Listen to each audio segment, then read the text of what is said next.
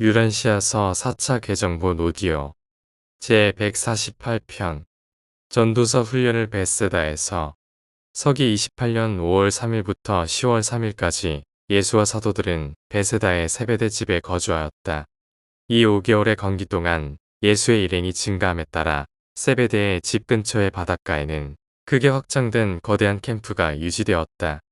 이 바닷가 캠프는 진리를 찾는 자들, 치유를 원하는 자들, 호기심이 많은 자들, 늘 변하는 사람들로 채워졌으며 500명에서 1500명에 이르렀다. 이 텐트 도시는 다윗 세베대의 감독 하에 운영되었으며 알페오 쌍둥이가 보조했다. 이 캠프는 질서와 위생, 그리고 일반적인 관리 면에서 모범이었다.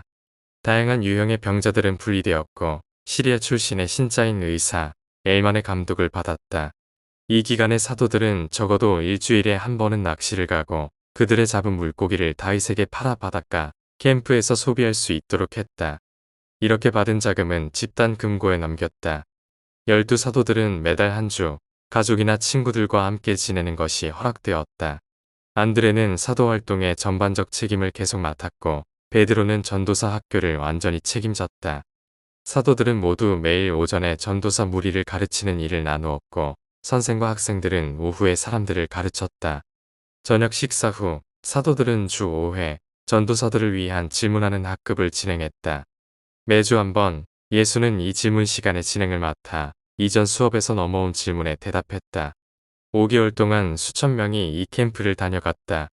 로마 제국의 모든 지역과 유프라테스강 동쪽의 나라들에서 관심 있는 사람들이 빈번히 참석했다. 이때는 주의 가르침이 가장 오래 정착하고 잘 조직된 시기였다.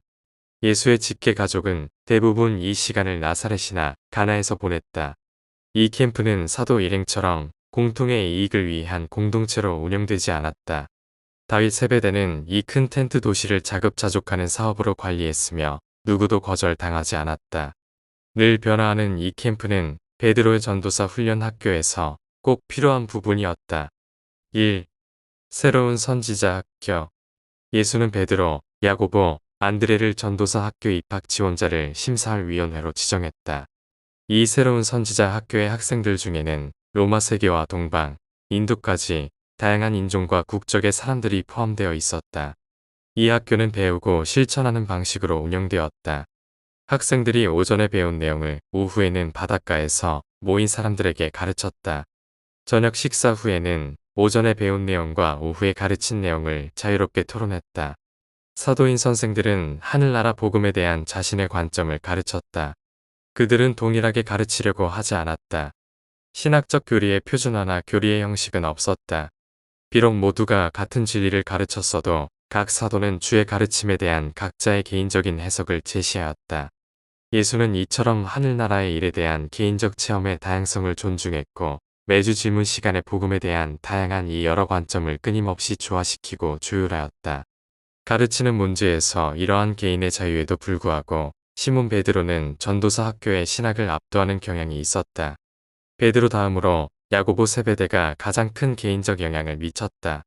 이 5개월간 바닷가에서 훈련받은 100명 이상의 전도자들은 나중에 70인 복음 선생과 설교자들로 배출되는 기초가 되었고 이들로부터 아브너와 요한의 사도들 제외 나중에 70인의 복음 선생과 설교자들이 배출되었다. 전도사 학교는 12사도와 같은 정도로 모든 것을 공동으로 소유하지 않았다. 이 전도사들은 복음을 가르치고 전파했지만 예수가 나중에 하늘나라 70인의 전령들로 임명하고 파견할 때까지 그들은 신자들에게 세례를 주지 않았다. 해지는 장면에서 치유받은 큰 무리 가운데 전도사 학교에서 훈련받은 사람은 7명에 불과했다. 가버나움 귀족의 아들은 베드로의 학교에서 복음 사역을 위해 훈련받은 사람 중에 하나였다. 2. 베세다 병원. 바닷가 캠프와 관련하여 시리아 출신의 의사 엘만은 25명의 젊은 여성과 12명의 남성의 도움을 받아 4개월 동안 하나님 나라의 첫 번째 병원을 조직하고 운영했다. 이 병원은 텐트 본부 지역에서 남쪽으로 가까운 곳에 있었으며 그곳에서 치료는 모든 알려진 물리적인 방법뿐만 아니라 기도와 믿음으로 격려하는 영적인 실천을 통해 이루어졌다. 예수는 이 캠프의 병자들을 주 3회 이상 방문했고 각 고통받는 사람들과 친히 접촉했다. 우리가 아는 한 이 병원에서 치료받은 1000명의 병자 중에서 초자연적인 치유라는 소위 기적은 일어나지 않았다. 그러나 이들 중 대다수는 자신이 예수가 치유했다고 계속 전파했다. 예수가 엘만의 환자들을 위한 사역과 관련하여 일어난 많은 치유는 실제로 기적의 작용과 비슷한 듯했다. 그러나 그런 치유는 믿음에 지배되고 기대하는 사람들의 체험에서 일어날 수 있는 마음과 영의 변화일 뿐이라고 우리는 가르침을 받았다.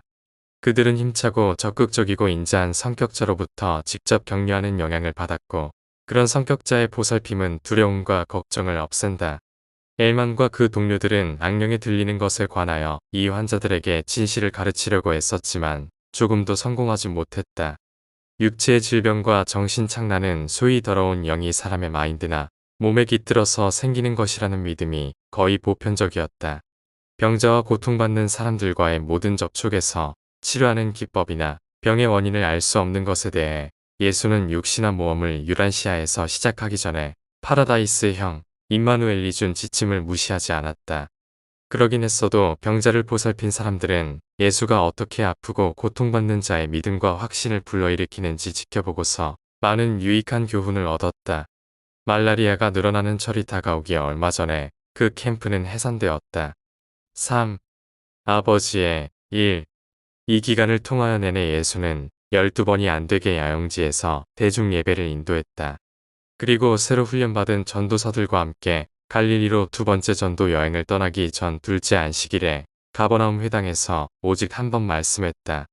세례받은 후로 주는 베세다에서 전도사들 훈련 캠프가 진행되던 이 시기만큼 그렇게 혼자 있던 적이 없었다.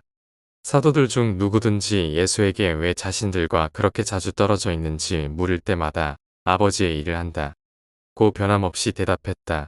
자리를 비운 이 기간에 예수는 오직 사도 2명만 동행하였다. 100명이 넘는 새로운 전도사 후보들을 훈련하는 일에 참여할 수 있도록 베드로, 야고보, 요한을 그를 직접 동반하는 임무로부터 일시 풀어주었다. 아버지의 일과 관련하여 산으로 가고자 할 때 그는 자유로워진 2명의 사도에게 함께 갈 것을 요청했다. 이렇게 12사람은 각자 예수와 가까이 교류하는 친밀한 접촉을 누렸다.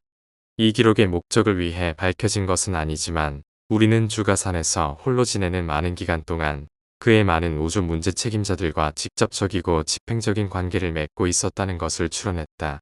그가 세례를 받았을 때부터 우리 우주의 주권자는 점점 더 우주행정의 특정 단계를 향해 의식적으로 활동하기 시작했다. 우리는 항상 그런 의견을 유지했는데 예수는 이 땅의 일에 참여가 줄어든 이 기간에 그의 직속 동료들에게는 밝혀지지 않은 어떤 방식으로 거대한 우주의 운영을 맡고 있는 고위 영적 지능들의 지휘를 맡고 있었으며 인간 예수는 이러한 활동을 아버지의 일을 하고 있다. 라고 지칭했다. 예수가 몇 시간 동안 혼자 있을 때 여러 번 2명의 사도가 근처에 있을 때가 있었다. 그들은 예수가 말하는 것을 듣지 못했어도 그의 얼굴에서 바르고 다양한 변화가 일어나는 것을 목격했다. 또한 후에 다른 경우에서 그들 중 몇 명이 목격한 것처럼 예수와 소통하는 하늘 존재들의 어떤 현현도 목격하지 못했다. 4. 악, 죄, 불의. 예수는 매주 이틀 저녁 세배대 정원의 한적한 곳에서 자신과 대화하기를 원하는 사람들과 특별한 대화를 나누는 것이 습관이었다. 토마스는 이 저녁 대화에서 주에게 다음과 같은 질문을 했다. 하늘나라에 들어가기 위해 영으로 태어나는 것이 사람에게 왜 필요합니까? 악마의 지배에서 벗어나기 위해 다시 태어나는 것이 필요합니까? 주님, 악이란 무엇입니까? 예수께서는 이 질문을 듣자 토마스에게 말했다. 악과 악마를 혼동하지 말라. 더 정확히 말하면 불의한 자, 이 두 가지를 혼동하지 말라. 내가 악마라고 부르는 자는 이기심의 아들이요. 내 아버지와 그에 충성하는 아들들의 통치에 대항하여 일부러 계획하여 반란을 일으킨 높은 행정가이다. 그러나 나는 이 죄악된 반역자들을 이미 이겼다. 아버지와 우주에 대하여 다른 이 여러 가지 태도를 내 마음속에서 분명히 해두어라.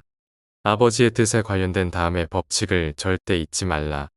악은 신성한 율법, 즉 의식하지 못하거나 뜻하지 않게 아버지의 뜻을 어기는 것이다. 마찬가지로 악은 아버지의 뜻에 얼마나 불완전하게 복종하는 정도를 나타낸다. 죄는 의식하고 알면서 일부러 신성한 율법, 아버지의 뜻을 어기는 것이다. 죄는 신성한 인도와 영적으로 지도받는 것에 반항하는 정도를 나타낸다. 불의는 아버지의 뜻인 신성한 율법을 고의적이고 단호하게 계속 위반하는 것이다. 불의는 퍼스널러티 생존을 위한 아버지의 사랑스러운 계획과 아들의 자비로운 구원 사역을 계속 거부하는 정도를 나타낸다. 본성적으로 영이 다시 태어나기 전에 필사인간은 본래부터 악한 성향에 지배받지만 그러한 자연적 불완전은 죄나 불의도 아니다. 필사인간은 파라다이스에 계신 아버지의 완전함을 향하여 그의 긴 등반을 시작하고 있다. 타고난 자질이 불완전하고 부분적인 것은 죄가 되지 않는다. 인간은 정말로 잘못에 지배되어도 죄의 길과 불의한 생활을 알면서 일부러 택하지 않으면 어떤 의미에서도 악한 자의 자녀가 아니다. 악은 이 세상의 자연적 질서에 내재된 것이지만 죄는 영적 빛에서 어두운 곳으로 떨어진 자들이 이 세상에 가져온 의식적인 반역의 태도이다. 토마스, 너는 그리스인의 신조와 페르시아인의 오류로 인해 혼란을 겪고 있다.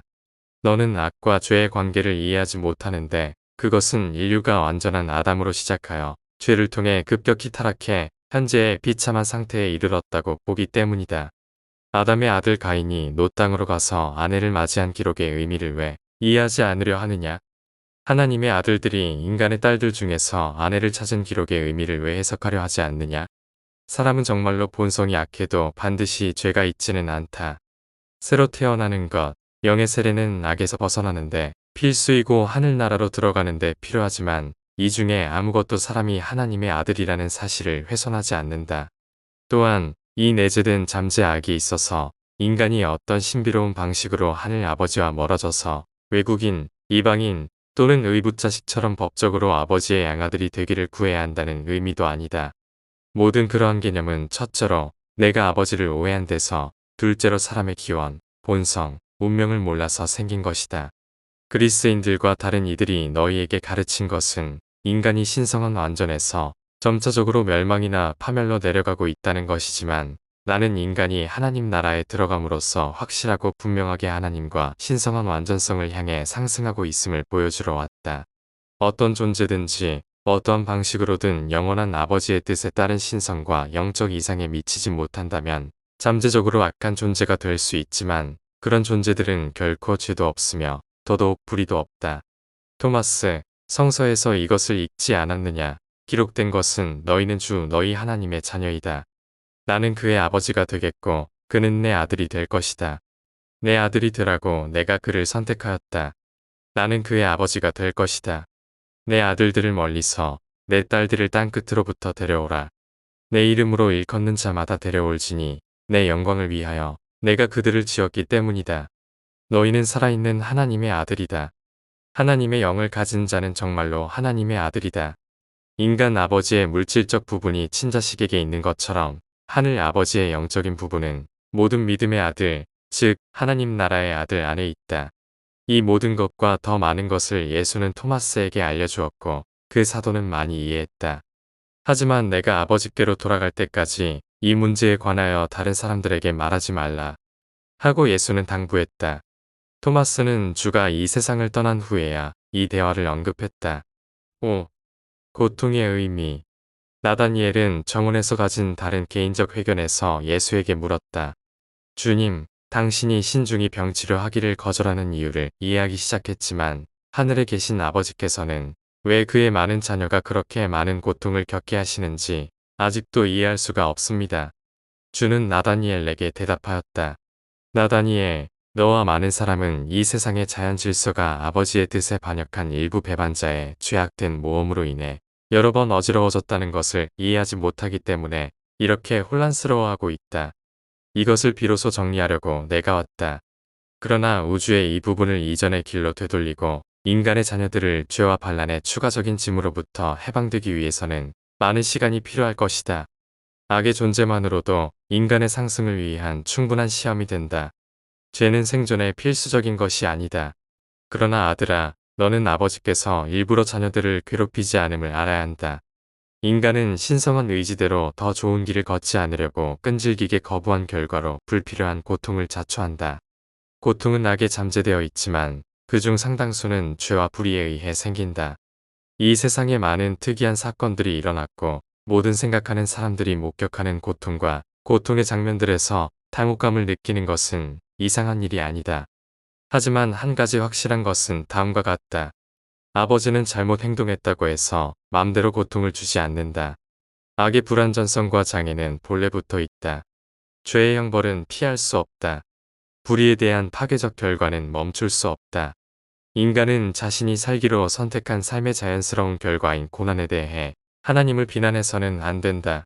또한 인간은 이 세상에 살고 있는 삶의 한 부분인 그러한 체험들에 대해 불평해서도 안 된다.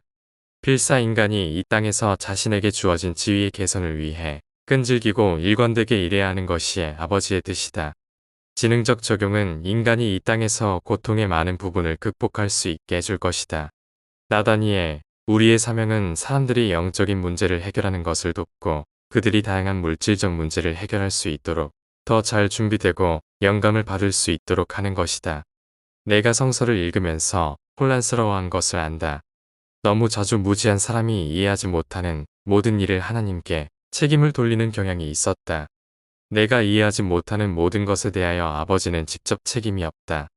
무의식적으로 또는 의도적으로 신성한 법칙을 어긴 결과로 어떤 공정하고 지혜로운 하나님의 법이 너희를 고통스럽게 한다고 해서 너는 아버지의 사랑을 의심하면 안 된다.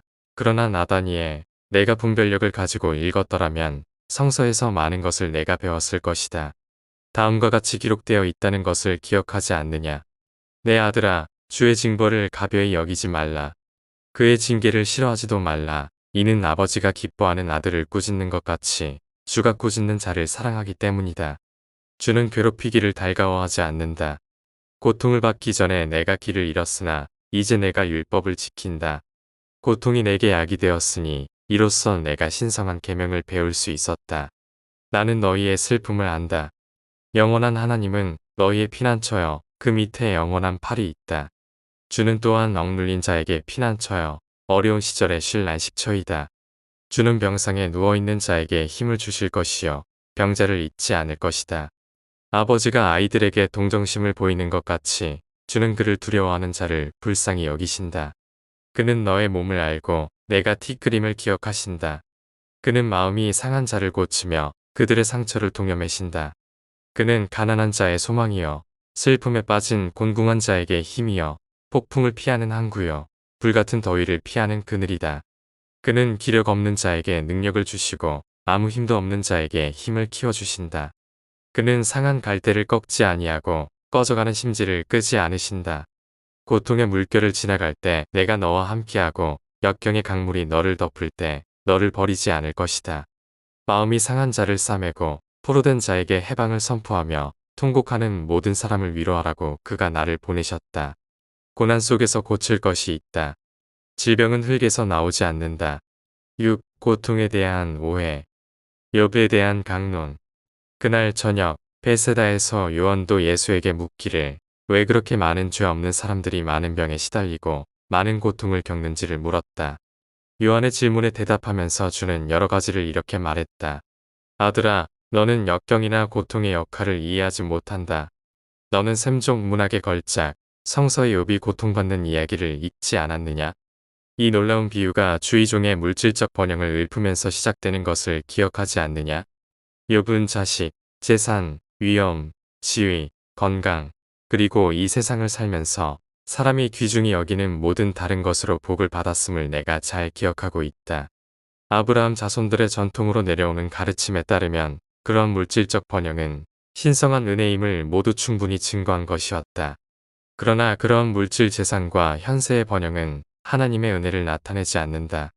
하늘에 계시는 나의 아버지는 부자와 가난한 자를 똑같이 사랑하시니 그가 사람을 차별하는 분이 아니기 때문이다.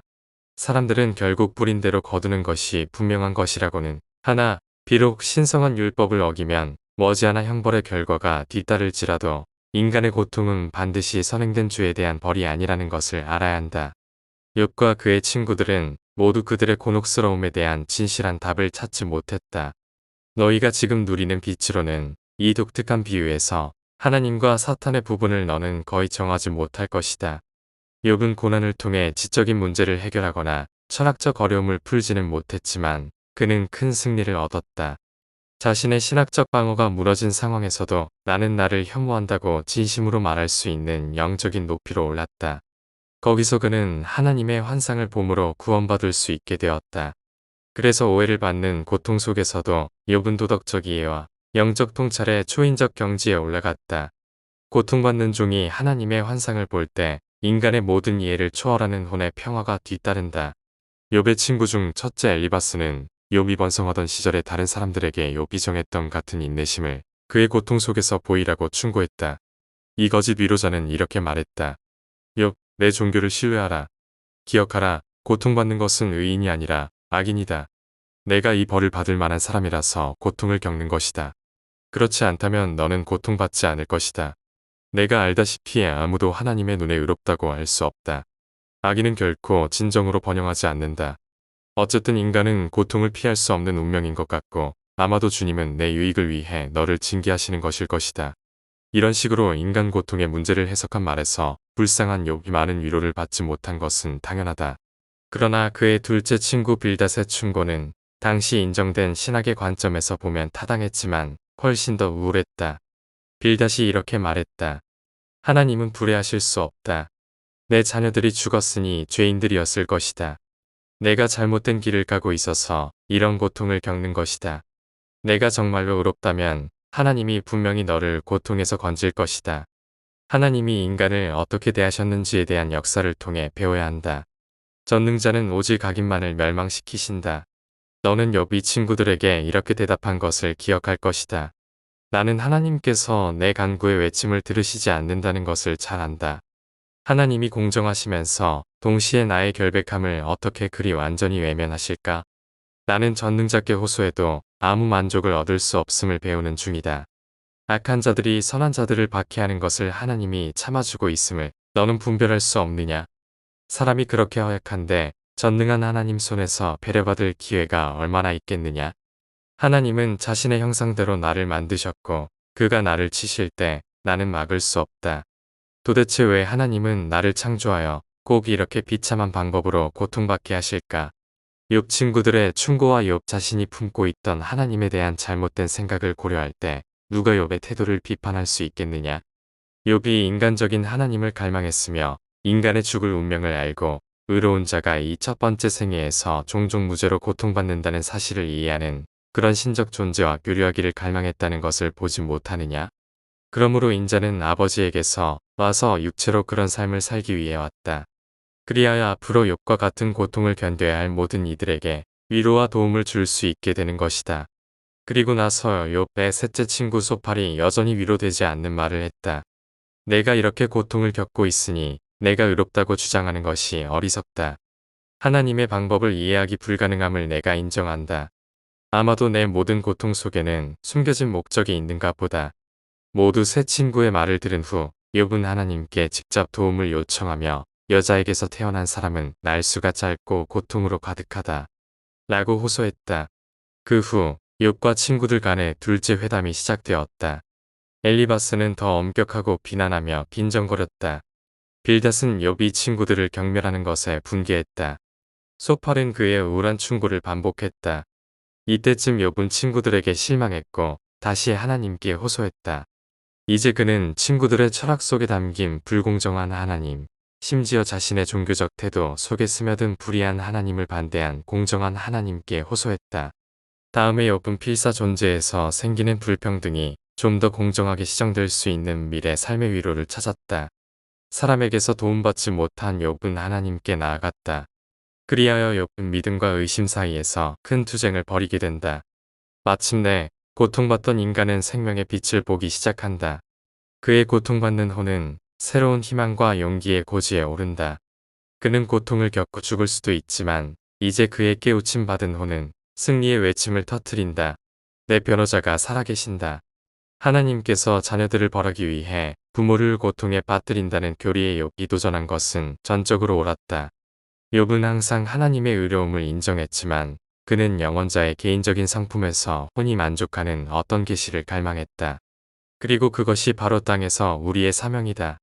고통받는 필사자에게 하나님의 사랑을 알고 하늘에 계신 아버지의 자비를 이해함으로 위로받는 것을 이제는 막지 못할 것이다. 하나님이 회오리 바람 속에서 말씀하신 것은 당시 그 말씀이 나왔을 때 장엄한 개념이었지만 너희는 이미 아버지가 그렇게 자신을 드러내지 않으시고 오히려 인간의 마음속에서 조용하고 작은 목소리로 이것이 길이다, 그리로 걸어가라고 말씀하신다는 것을 배웠다. 하나님이 내 안에 거하고 너를 그처럼 만들려고 그가 너와 같이 되었음을 너는 이해할 수 없느냐. 그런 다음 예수는 끝으로 이렇게 말했다. 하늘에 계신 아버지가 의지대로 사람의 자녀를 괴롭히지 않는다. 첫째로, 사람은 뜻밖의 사고로 그리고 미숙한 육체적 존재의 악에서 생기는 불완전으로부터 고통을 받는다. 다음에 사람은 죄의 결과, 생명과 빛의 법을 어긴 냉혹한 결과로 고통을 당한다. 마지막으로 사람은 땅에서 하늘의 의로운 통치에 반대하여 불의한 저항을 계속하므로 그 결과를 거둔다. 그러나 사람의 불행은 개인에게 찾아오는 신의 판결이 아니다. 사람은 현세의 고통을 줄이기 위해 많은 것을 할 수 있고 또 그렇게 할 것이다. 그러나 하나님이 악한 자의 명령으로 인간에게 고통을 준다는 미신에서 단호히 벗어나야 한다. 욥기를 공부하고서 착한 사람들조차 하나님에 대해 얼마나 많은 잘못된 생각을 가질 수 있는지 발견하라. 그 후 욥이 어떻게 그런 잘못된 가르침에도 위로와 구원의 하나님을 찾아냈는지 살펴보라. 마침내 그의 믿음은 고통의 구름을 뚫고 아버지로부터 쏟아지는 생명의 빛을 깨달았다. 그것은 치유의 자비와 영원한 의로움이었다. 요한은 이 말씀들을 마음속에 여러 날 동안 깊이 생각했다.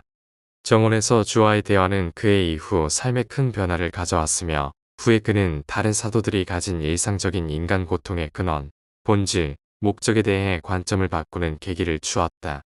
그러나 요한은 주가 떠나신 후까지 이 회담에 대해 말하지 않았다.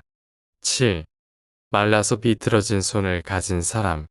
사도들과 새로운 전도단이 두 번째 갈릴리 전도 여행을 떠나기 전 둘째 안식일에 예수는 가버나움 회당에서 의로운 삶의 기쁨에 대하여 말씀했다.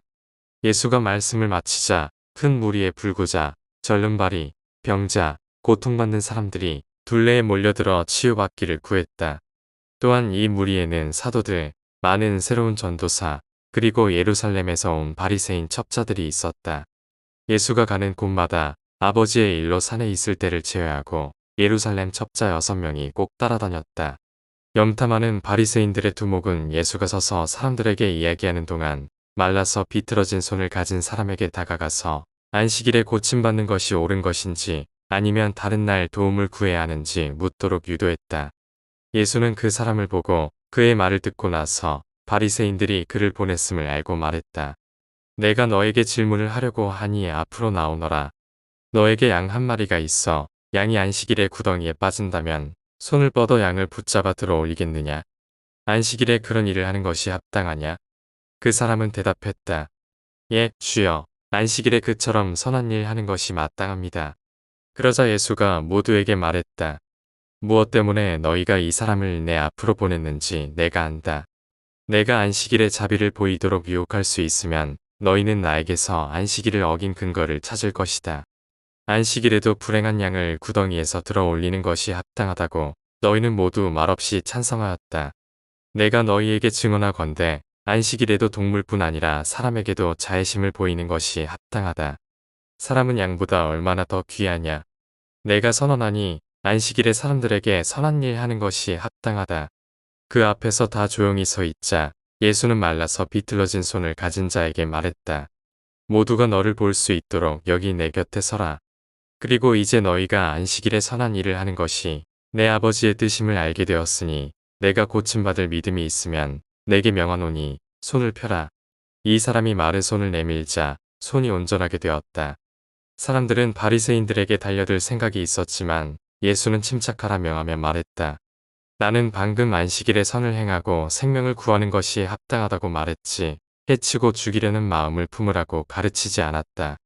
화가 난 바리새인들은 떠났고 안식일이었는데도 그들은 즉시 티베리아로 가서 헤롯과 상담을 시작했다.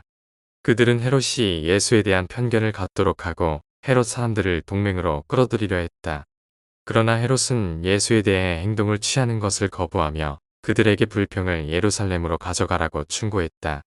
이것은 예수가 적들의 도전에 응답하여 행한 첫 번째 기적이다. 병 고치는 능력을 보이려는 것이 아니라 안식일의 종교적 휴식을 인간 모두에게 의미 없는 제약의 속박으로 만드는 것에 대한 강력한 항의로서 행하였다. 이 사람은 다시 석공 일로 돌아갔고 그 치유 이후 감사와 의로운 삶을 사는 사람 중 하나가 되었음을 증명했다. 8. 베세다에서 보낸 마지막 주. 베세다에서 머무르던 마지막 주에 예루살렘에서 온 첩자들은 예수와 그의 가르침에 대하여 의견이 나뉘었다. 이 바리새인들 가운데 세 사람은 듣고 본 것에 깊은 인상을 받았다. 한편 예루살렘에서 사내들인 법정의 점고 영향력 있는 회원 아브라함은 예수의 가르침을 공개적으로 지지하며 실로암 못에서 아브너에게 세례를 받았다. 이 사건으로 예루살렘은 떠들썩했고 바리새인 첩자 6명을 불러들이려고 전령들이 베세다로 즉시 보내졌다. 이전에 갈릴리 여행에서 하늘나라를 믿도록 설득된 그리스인 철학자가 알렉산드리아의 어떤 부자 유대인들과 함께 돌아왔다.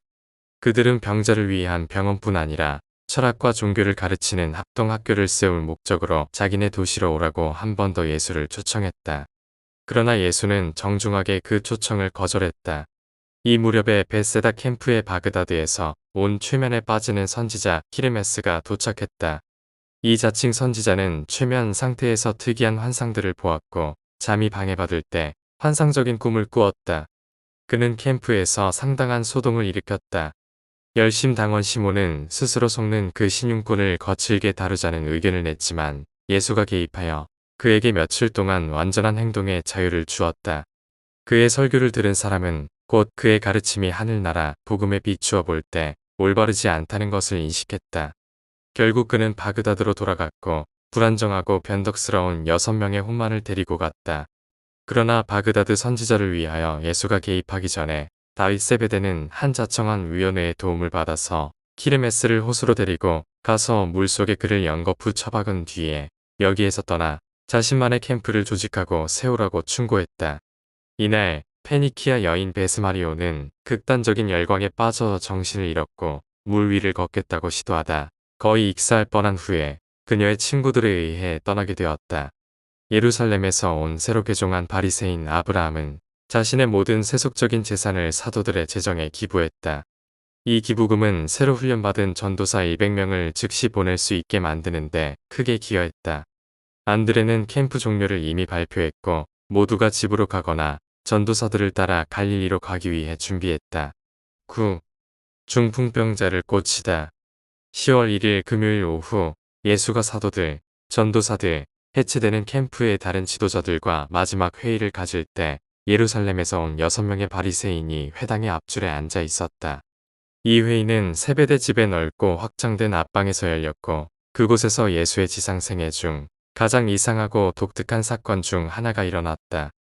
이때 주는 장마 시즌 동안 이러한 모임을 수용할 수 있도록 지어진 이 큰 방 안에 서서 말씀하고 있었다.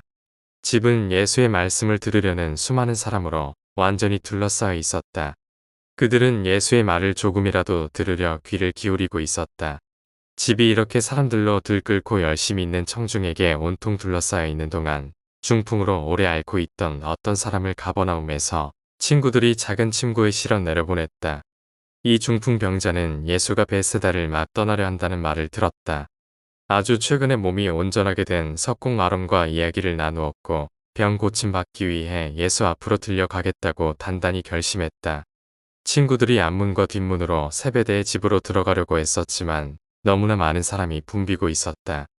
하지만 그 중풍 병자는 그만두려고 하지 않았다. 친구들에게 사다리를 얻어오라고 지시했고 친구들은 예수가 말씀하는 방의 지붕에 사다리로 올라갔다. 타일을 뜯은 뒤에 친구들은 아픈 사람이 바로 주 앞에 마루에 놓일 때까지 밧줄로 침구에 실은 병자를 대담하게 내려보냈다. 그들이 한 일을 보자 예수는 말씀을 중단했고 한편 방에 함께 있던 사람들은 아픈 사람과 그 친구들의 끈질김에 감탄했다. 중풍병자가 말했다. 주여, 나는 당신의 가르침을 방해하고 싶지 않습니다. 그러나 온전해지기로 결심했습니다. 나는 고침을 받는 즉시 당신의 가르침을 잊어버린 자들과 같지 않습니다. 하늘나라에서 봉사할 수 있도록 온전해지기를 원합니다. 이제 스스로 생애를 잘못 보내서 이 사람이 병을 얻었지만 예수는 그 믿음을 보고 중풍병자에게 말했다. 아들아, 두려워 말라. 너의 죄가 용서함을 받았다. 너의 믿음이 너를 구원할 것이다. 예루살렘에서 온 바리새인들이 같이 앉아있던 다른 서기관과 율법사들과 함께 예수의 이런 선언을 듣고 나서 그들은 서로 말하기 시작했다.